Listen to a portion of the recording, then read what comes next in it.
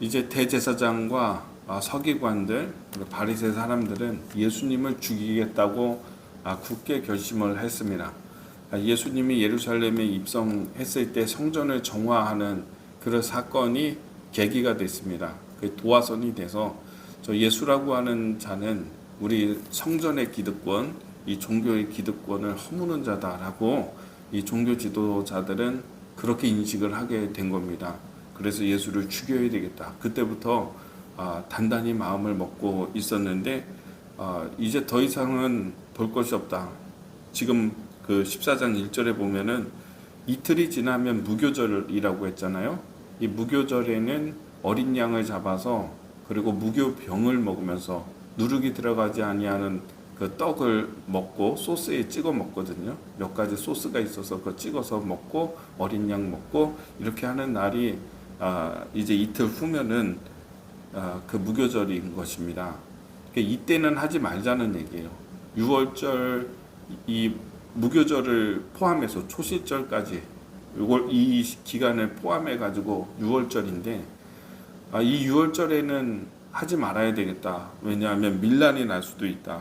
2절 말씀에 이런 이야기를 하게 됩니다. 그러니까 예수님의 십자가의 사건이 가까이 왔다는 얘기죠.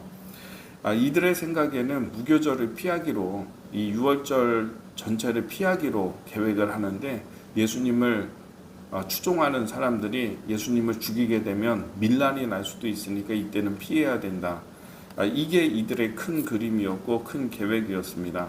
그러나 이들의 뜻대로 되지 않습니다. 예수님은 성경의 이름과 같이 하나님의 계획은 6월절에 죽는 것입니다. 6월절 어린 양으로서 예수님이 화목제물이 되어서 우리의 죄와 허물을 대신해서 십자가에서 못 박혀 죽으시는 것이 그것이 6월절에 일어나는 사건이거든요. 그러나 대제사장과 종교 지도자 무리들은 큰 계획을 세워서 6월절을 피해서 6월절 다 끝나고 사람들 내려가면 그때 예수 잡아서 죽이자. 이게 계획이었습니다. 그들의 뜻대로 되지 않습니다.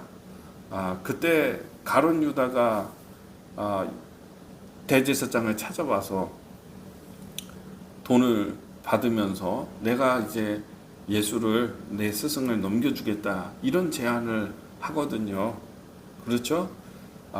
마침 잘 됐다 하면서 그러면 이참에 예수를 파는 자가 있으니 이때 해야 되겠다. 다시 계획을 바꾸게 되는 것이죠. 그러니까 이 제사장의 무리의 계획은 6월절을 피하려는 것으로 결정했지만은 그러나 더 큰 계획은 하나님 나라의 하나님의 계획은 6월절에 죽게 하는 것이 그것이 계획인 거예요. 그래서 인간이 아무리 계획을 세워도요, 그 계획대로 되지 않습니다. 하나님 나라에서 만들어진 더 큰 계획이 있으면 그 계획대로 되는 겁니다. 그래서 6월절에 주님이 십자가를 지시게 되는 것이고 이후에 이제 3절부터의 말씀을 쭉 보면은 그런 계획에 따라서 이제 예수님의 죽음은 이틀 앞으로 다가오게 된 것이죠. 예수님은 예루살렘에 입성해 오기 전에 이미 예수님의 죽음에 대한 내가 예루살렘에 올라가게 되면 죽게 될 것이다. 6월절에 죽게 된다. 이런 예고를 하셨습니다. 그러나 그 예수님의 십자가와 죽음에 대한 말씀을 진지하게 생각하면서 믿고 자기의 마음에 두질 않은 사람들이 대부분이었습니다. 예수님의 제자들조차도 그랬습니다. 베드로도 예수님이 죽음의 말씀을 하셨을 때 내가 죽게 될 것이다 라는 이야기를 했을 때 그 길을 가지 말라고 막아서기도 했습니다. 그리고 예수님의 제자 가운데 베드로와 세베대의 아들 야고보와 요한은 뭐라고 했습니까? 주님의 나라가 임할 때 주님이 예루살렘에 올라가서 왕권을 차지하시고 주님의 나라가 혹 임하게 될 때에 우리 두 아들 야고보 요한을 주님의 왼편 오른편에 앉혀달라. 세베대의 어머니가 그렇게 이야기를 하잖아요. 그런 요청을 하잖아요. 그러니까 많은 사람들의 생각은 예루살렘에 올라가서 주님께서 무슨 큰 영광을 권세를 차지하게 될 것이다. 뭐 이런 기대가 있었던 것이죠. 예수님의 생각하고는 다른 거예요. 하나님 나라의 큰 계획하고는 다른 거예요.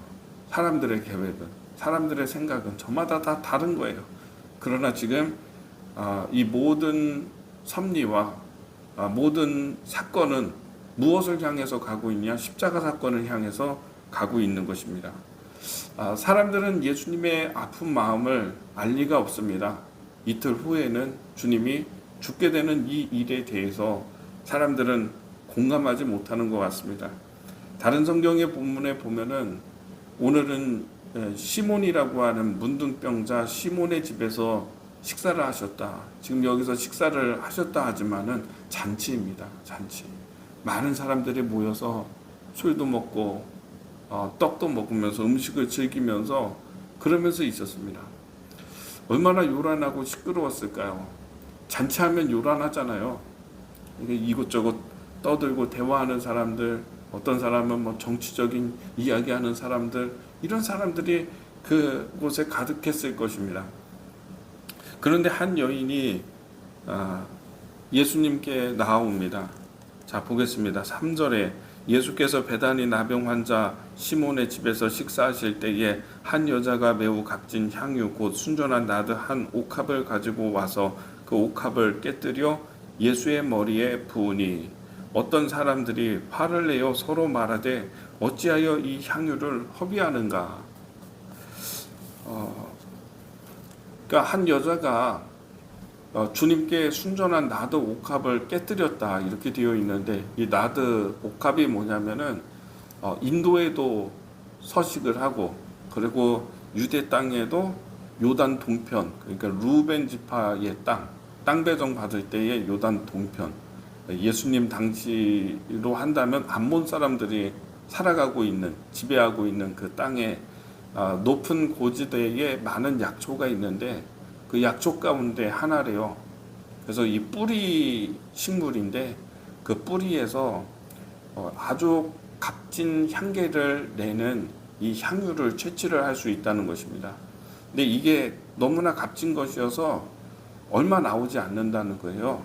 그래서 그만큼의 한 옥합에 담아서 보관할 만큼의 그런 정도의 이걸 채취하려고 한다면 굉장히 많은 그런 나들을 동원을 해야 된다라고 하는 것입니다. 그래서 이게 굉장히 값비싼 것이고, 여인이 시집 가게 될 때 친정 어머니가 딸을 위해서 갑옷처럼 이렇게 물려주듯이 그렇게 물려주는 너무나 값지고 소중한 그런 나드 옥합인 것이죠. 그래서 사람들이 이야기할 때 3절, 5절에 보면은 이 향유를 300데나리온 이상에 팔아 가난한 자에게 줄 수 있었겠도다 하면서 힐난하고 한탄합니다. 300데나리온 3천만 원 이상이거든요. 3천만 원에 이 나드 옥합을 그것을 팔아가지고 가난한 사람들 돌보면 훨씬 더 효과적이고 훨씬 더 의미 있는 것인데, 이걸 깨뜨려서 한 번에 머리 위에다가 붓는다고?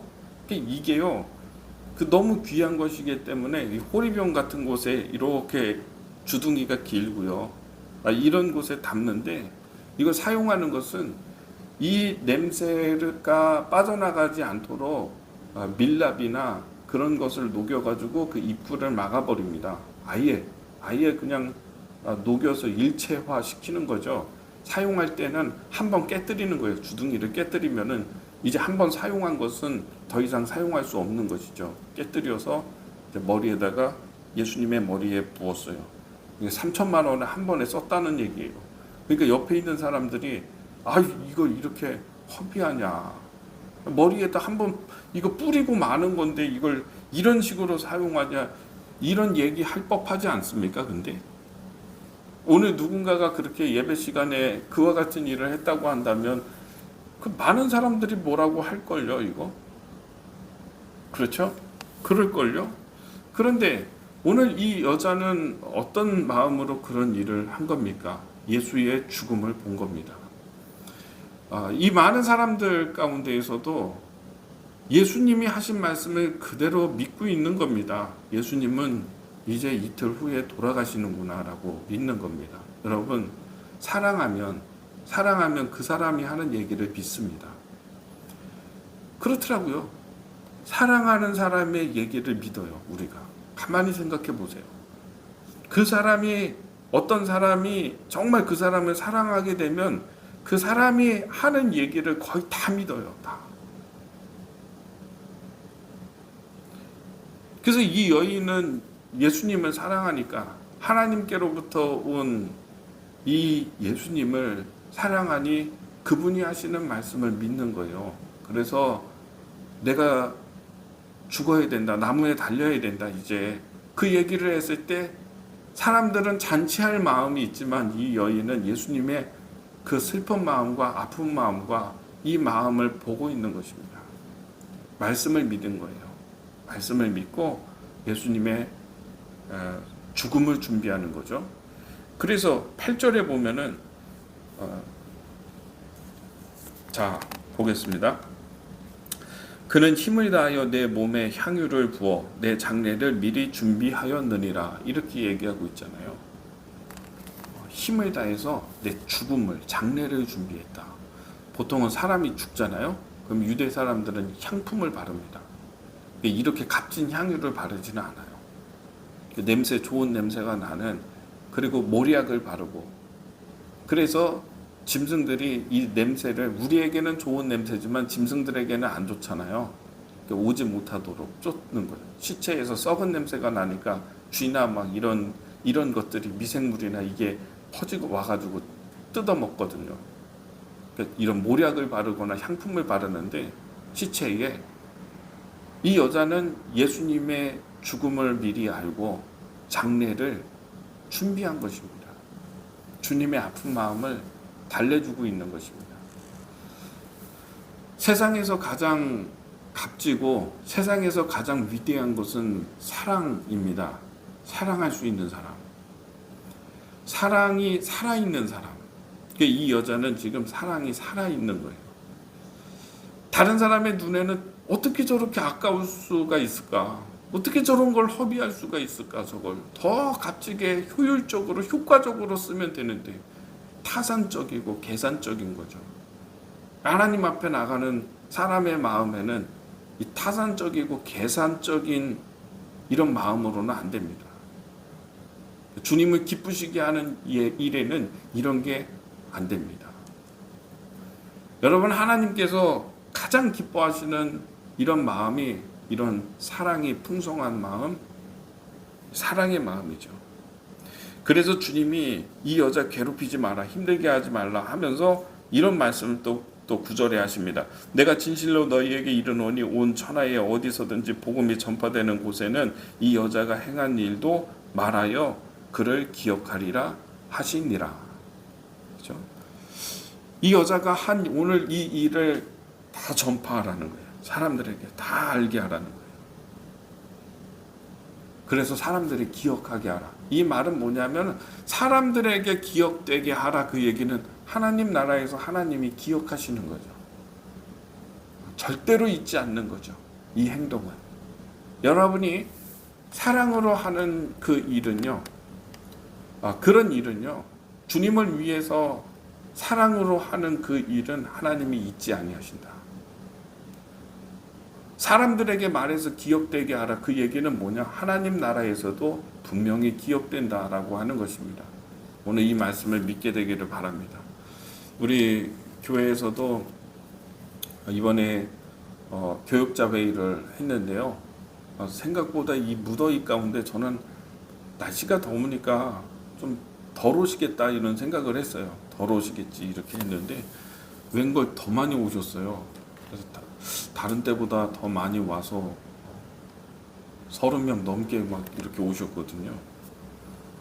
그래서 식사 대접을 잘했으면 좋겠다 했는데 우리 성도님들이 이런 어떤 사랑의 마음이 좀 일어나서 힘을 좀 쓰셨어요. 참 감사하다는 생각을 했어요. 감사하다. 너무 감사하다. 이렇게 하나님의 나라를 생각하고 이게 뭐 사람의 일이라면 그렇게 하겠습니까? 근데 하나님의 나라, 하나님의 일이니까, 하나님이 그런 마음을 또한 주시니까 사랑의 마음으로 그렇게 하지 않는가 생각을 해봅니다. 하나님 나라에서 기억되리라. 모든 사람에게 말해서 기억되게 하라. 이 얘기는 뭐냐면 하나님 나라에서 하나님이 기억하시리라, 이런 거죠. 여러분, 사랑할 수 있는 사람, 마음껏 하나님 나라를 사랑할 수 있는 사람, 예수님의 아픈 마음과 연결돼서 자꾸 예수님을 생각할 때마다 사랑의 마음이 여러분에게 흠뻑 적셔지게 되는 그런 은혜와 복이 있게 되기를 바랍니다. 제가 볼 때 오늘 이 여자는요, 정말 복이 있는 여자예요. 복이 있는 사람이에요. 이런 마음이 어디서 찾아볼 수 있겠습니까? 사랑할 수 있는 게 축복입니다. 사랑한다는 게 여러분 가장 큰 복입니다. 기도하겠습니다.